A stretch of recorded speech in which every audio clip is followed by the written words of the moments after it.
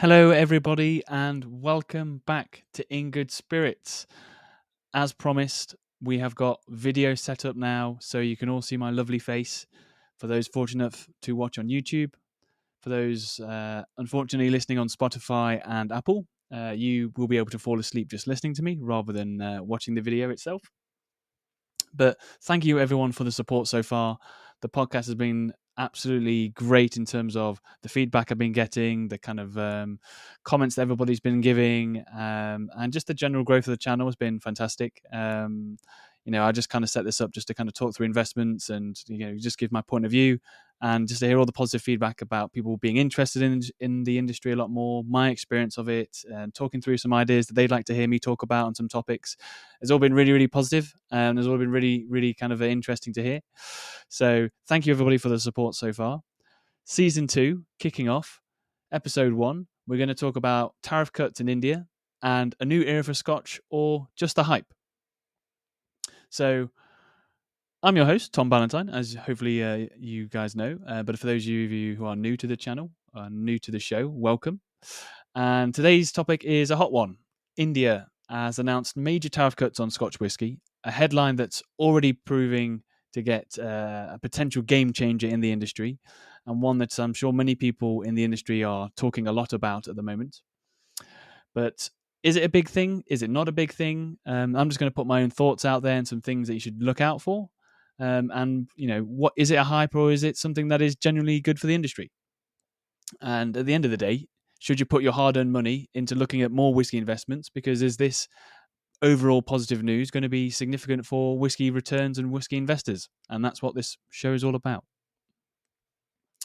So earlier this week, or a couple of weeks ago, probably by the time this podcast gets released, the UK and India signed a free trade agreement that includes a major reduction in Scotch whisky import tariffs from a whopping 150% down to only a whopping 75%, with a roadmap to potentially reduce it down further to 40% over the next decade. So over half cutting immediately, and then another potentially cutting again of half again, which is absolutely incredible in terms of pricing, and is going to certainly shift the pricing of Scotch whisky in India majorly. Not going to touch too much more on tariffs and the general how they work. I think a lot of people would have known about the Trump tariffs and how he was going to charge 100% on anything and everything everywhere around the world that's not American.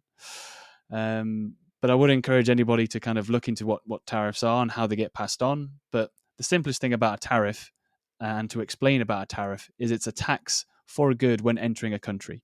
So if I was selling my Scotch whisky into India, in this example, we would expect 150% tax added to that bottle of whiskey. And so penetrating markets like that can be very difficult for any product if you've got 150% tax increase to fight against local products. Now, your product might be significantly cheaper, so maybe it doesn't affect you as much, but in the grand scheme of things, they're not 150% cheaper. But this move is being hailed as a massive breakthrough for the whiskey industry, with India being the largest market for whiskey in the world by volume. This deal could open up enormous new demand for Scotch. Most experts, especially the Scotch Whisky Association, is quoting. And investment companies are very quick to respond on this news. One whiskey cask firm sent an email within an hour or two, I think, into my inbox and said the agreement's been signed, and kind of quoting, "This isn't just a win for distilleries, it's a win for whiskey drinkers, investors alike. It's a game changer for the whiskey cask industry. Cask values are set to rise immediately as India opens its doors to the Scotch world." All that kind of marketing jazz, which they're not wrong in some components, and they should be excited for it because it is an exciting time, but it's potentially not the whole truth. And it's stuff that I will certainly allude to later on, that whilst I think it is positive overall, and it is a good thing to look out for whiskey drinkers and whiskey investors in particular, it might not be as impactful as people think. So, as mentioned, India's agreed to cut the import tariffs down from 150 to 70%, then down to 40% in the next 10 years. And one that certainly just is the one that's grabbing all the headlines at the moment in the whiskey world. But the Scotch Whisky Association called the deal transformational. They believe it could export over £1 billion in the next 5 years, and create many more jobs in the UK. Although, when I say UK, let's be honest, it's probably in Scotland where the whiskey's made, where those jobs are. And the Scotch Whisky Association is very big on this, saying it opens up a long-term opportunity for Scotch to gain traction in one of the biggest drinking nations in the world. So, as mentioned, India is by volume one of the largest drinkers in the world of whiskey. But are they ones of blends, or are they ones of single malts? And that's a really big thing to firstly look at, because most, and I would say almost all, whiskey cask investment is down to single malt style of whiskey. You can get blended casks out there. They are cheaper and they are out there, but they're a lot rarer and a few and far between, to be honest. Nobody wants to invest in blends. People want to know a particular distillery. Why is that? Well, people like to know, A, where it's come from, and they like to know the character that it is, and they also like to know the kind of the cask that it's been matured in exclusively or non-exclusively. So, as we've spoken about in other shows, first fills, refills, etc., etc. But if you've got a blended one, people know it's just been mixed around with, and is it 20% here, 10% there? Is it 10% mixed with a 5-year-old whiskey, and then another 20% mixed with a 30-year-old whiskey? Like it just gets a bit inconsistent for people, and particularly when we're getting to the exit strategy, independent bottlers want to know, or any whiskey distillery want to know what's in that bottle or what's in that barrel, and you can't be consistent if you don't know particularly what's in there. And by that I mean, say if someone is short a few barrels of whiskey, just because of, as we know, whiskey is a aging process. It takes years to make. If 20 years ago they stopped making it for whatever reason, let's just say COVID, although that wasn't 20 years ago, but let's just extrapolate that. And then all of a sudden they want to bottle 10,000 bottles of a particular style of cask.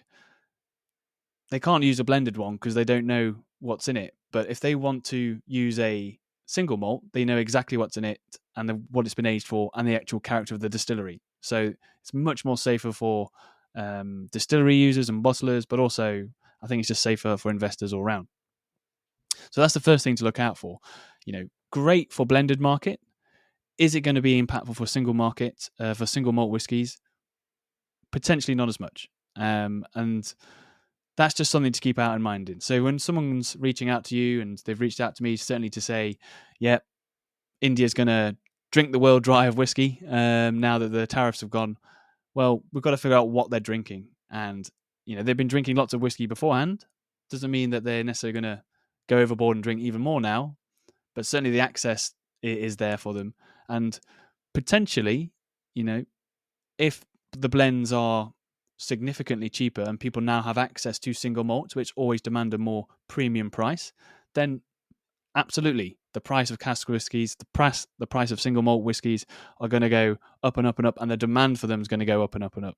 And if this is just in the last 5 years, in the next 10 years, then we know from supply and demand, as we've been speaking, it's not like we can turn on the taps and suddenly make loads of 10-year-old whiskey. It's going to certainly create a demand, which is going to strip the supply out, and then prices are going to go up even further. As we know, lack of supply increases demand. But here's kind of the 3 reasons I would offer a little bit of skepticism to the whole Scotch whisky industry and the Scotch whisky tariff thing being the best thing ever for the whisky industry and significantly increasing prices across the board. One is India still has the highest Scotch tariffs in the world. So even though 150% down to 75% is a massive drop, 75% is still the highest in the world for whiskey consumption. For comparison, Hong Kong has brought its tariffs down to 10%, and Japan and EU have none at all. So having a 75% tax is still insane. I mean, if you flip that point of view the other way around, instead of thinking how much it's been reduced by 75%, imagine saying there is a 75% tax on whiskey in India. I mean, yes, the price has come down, but it's still a significant cost to a lot of people, and it's not something that's just going to be sought after overnight. So that's the first thing. They've still got a massive amount of tax on all of their whiskey, so it's not like there's nothing on it anymore and everybody's going to go crazy for it. The 75% import duty is just the start of how their tax system works. So I'm going to caveat this by saying I am not a tax expert. I am not especially an India tax expert. But to break it down roughly, India tax system has multiple layers of local charges differentiating by region, whether in Calcutta, Mumbai, Rajasthan, wherever you may be. And each of those states or territories can add, I think, an additional 100% on top of that tax again. So not only do you have this overall blanket tariff, you have regional tariffs that get added as well. And so regional tariffs could be 100%. And so whilst it's gone down by, again, 75%, which is great overall, there's still a massive tariff out there for people to pay. So it's not instantly making it cheap for everybody.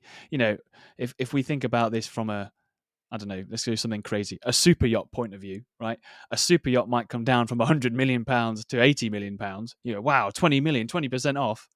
But there's not really a massive market for it. Now that's extreme, of course. But, you know, whiskey's not a cheap alcohol alternative, especially compared to, you know, just everyday beer and some other cheaper spirits out there like vodka and gin. And so it has got that kind of premium to it. So it's got regional taxations as well. To kind of put them into perspective monetary wise, you can expect a bottle of scotch that's £100 in the UK can go up to £300 in India. So the true impact of this tariff is still really not kind of 100% clear. Yes, tariffs in general are a great thing for trade if you reduce them and we get lots of more free trade around the world. I'm certainly a free market person myself, and I would want zero taxes around the world and free market trade everywhere.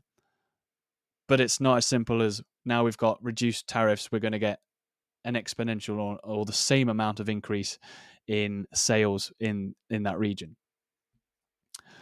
And the third one is India is built for volume, not value. I mean, I've said this a couple of times before, but to give you kind of some stats behind that, India consumes over 2 billion bottles of whiskey a year, which is crazy. You think about that number. There is over a billion people there, but that's 2 bottles of whiskey per person. Now, I'm assuming a lot of those people are either under 18, so they're not going to drink those. So it's even less than you think. But even still, over 2 billion a year is a crazy amount to drink. And mostly Indian-made whiskey is what's drank out there, distilled from molasses, not barley. So a bit different to the Scottish style that has the barley style to it and grain component. But premium Scotch single malt doesn't really blip their market at all because they're so geared up towards their local whiskey making and this kind of molasses based whiskey. Grain whiskey and malt whiskey hasn't really penetrated it, especially from Scotland. Mainly due to the tariffs, of course, but still, if that's what you're used to and that's what you enjoy, your flavour, are you going to transition all of a sudden?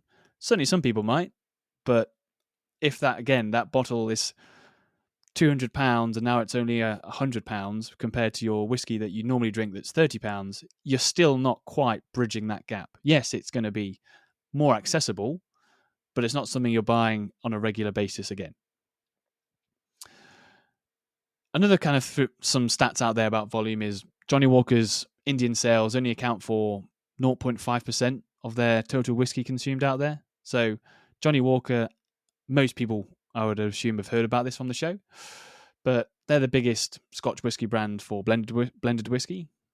And the fact that they're the big boys and everybody is the most brand recognized whiskey out there, and they're only 0.5%, you could see it from one of two ways. One, they're not that big, so not many people drink it.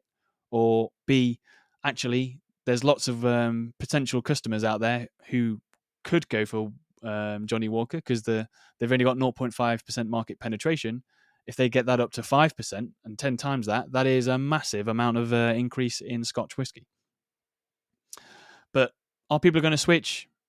That's up for debate. I'll let you come to your own conclusions and maybe ask friends if you've got them in India, or do some online research as whether you think people are going to switch on that. But I'm just going to switch gears just to kind of focus back on kind of what the show's all about in terms of whiskey investment and what that means for investors. But this deal does show intent. Like, it is a good thing. And I do think overall it is going to have a positive effect and an increase in demand for Scotch whisky. To what extent? Not sure. I can't give you a value. I can't say that something that normally goes up 8% a year for your returning on a whiskey is suddenly now going to be 10%. I have no idea. And I don't think anybody out there can give you a definitive answer. The best way to kind of think about this is just like an economist. I studied economics at university. You have people on both sides. Some people can say one thing, some people can say the other thing. They can be right at the same time.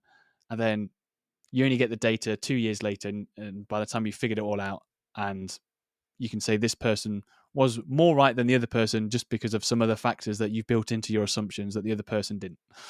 So whilst the impact is going to be positive, to what extent remains to be seen, is the way I would look at it. But if you are a cask investor or you're looking to enter the whiskey market, take this news as a reminder to ask deeper questions. I've spoke about this for potential pitfalls, as people need to ask brokers and people selling barrels of whiskey certain types of questions.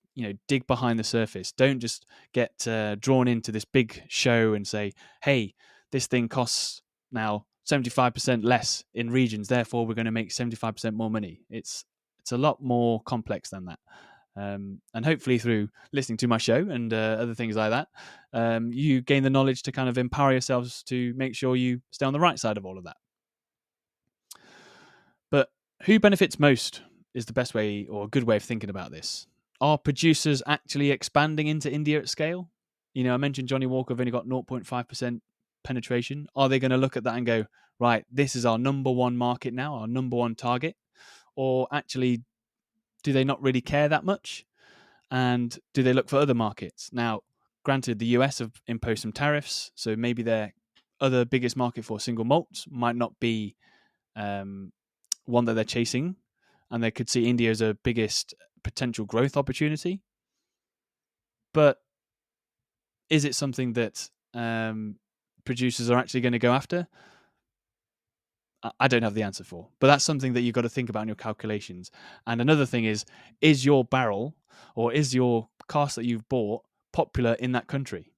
Now, the way I can explain that is there's over 200 distilleries in Scotland. If we remove blends, I know we've spoken about blends in terms of volume, but let's just remove blends from this conversation because it makes it a bit clean of an argument. If I take Macallan, for example, are whiskey drinkers in India after Macallan, or is that their flavour profile, the one they enjoy, or do they prefer Glenfiddich, or do they prefer Dalmore? Is there a certain whiskey distillery that has more brand penetration? I don't know. You should certainly dig into the internet a bit more and have a look to see who's the number one. But that's what you need to think about. If all the kind of India market loves Macallan and nobody likes Dalmore, then probably don't buy any Dalmore casks if you're thinking you're going to make money in that one, and vice versa. But the other way, if you were thinking about it from a skepticism point of view, is this just another angle to sell more barrels of whiskey to you? I mean, I'm sure everybody's good intentioned when they want to sell you barrels of whiskey, but we have seen in the news, and we have spoken about on the previous shows, about people being caught out from rogue traders, shall we say, and people not setting up fake companies and taking advantage of the whiskey hype. Is this just another sales tactic to get you that emotion and get you into that kind of, mode of I just want to buy it. If I don't buy it now, it's never going to be like this ever again. The deal was just signed. Whiskey takes many years to go for, to produce. I don't think you need to panic just yet, but you should certainly start considering what kind of barrels you should be looking for. So overall, very, very positive, but don't be kind of pushed into salesman and fall into the trap of, if I don't get it now and fear of missing out, I'm never going to get a type of investment like this ever again. It's still going to be there. There's still going to be other whiskey being made, and there's always other opportunity, I would say, in the market to get great barrels of whiskey to invest in.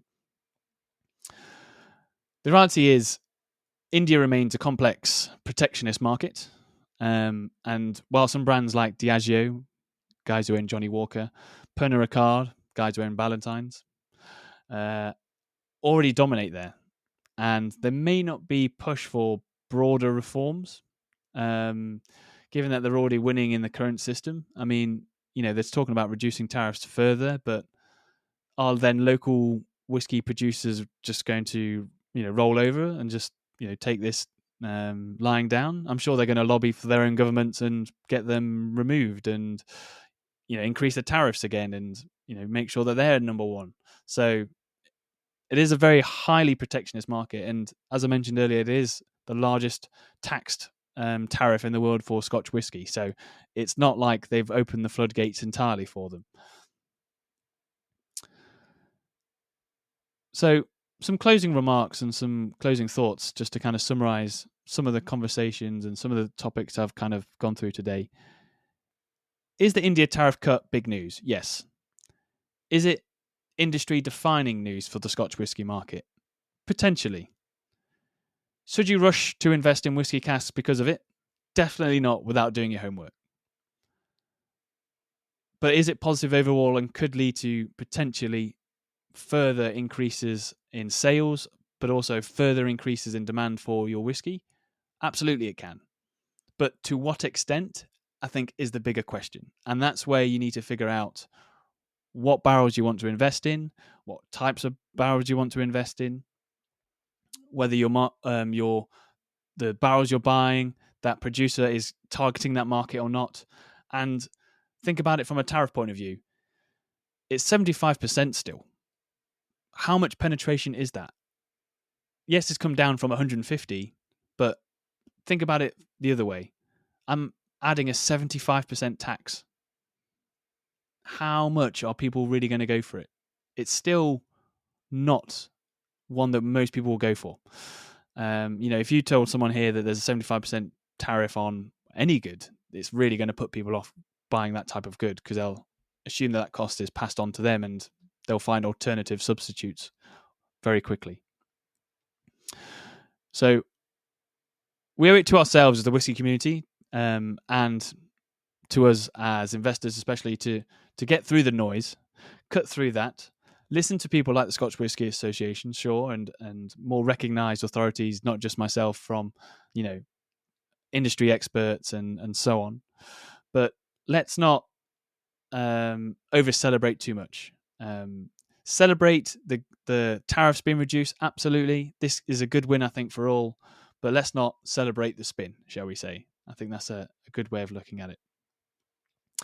But that's it for the first show that's live on video. For those of you watching on YouTube, thank you so much for listening today. Those are kind of my thoughts about the India trade deal that's gone on. Certainly a very interesting time for the Scotch whisky world and for investors alike. I welcome anybody to listen to what's been going on.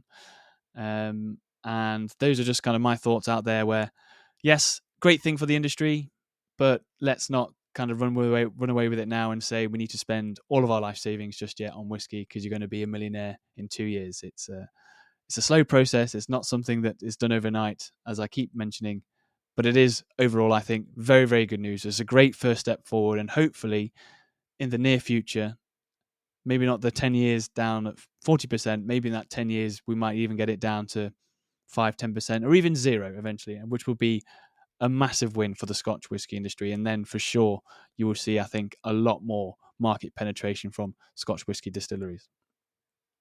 Thank you very much for listening. Thank you very much for tuning in. It's been a fantastic first show. There's many more fun shows coming up. I've got tasting sessions coming up. I've got guest speakers coming on. I've got more shows about the latest whiskey news, and then just kind of some more kind of updates about what stuff I've invested in and what the kind of current state of the market is. So thank you so much for tuning in. I really look forward to kind of continuing these shows. Thank you for your patience. I've had a lot of people reaching out of when the first show's done, and thank you for listening, and see you on the next one. Thank you and good night.